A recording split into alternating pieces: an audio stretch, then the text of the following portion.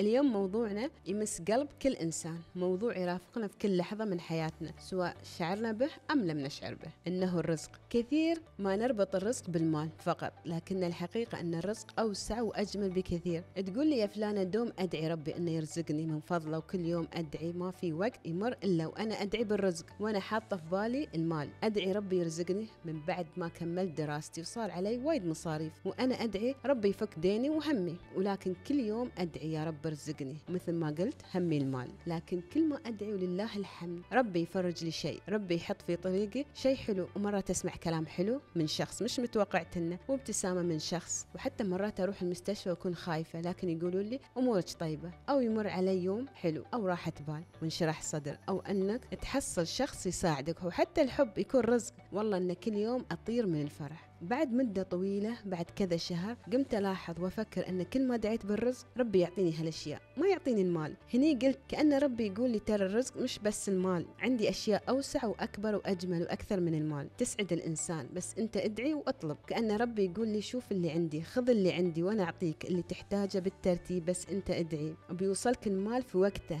بعد ما تشوف عطايا الرحمن وبعد ما ترتاح.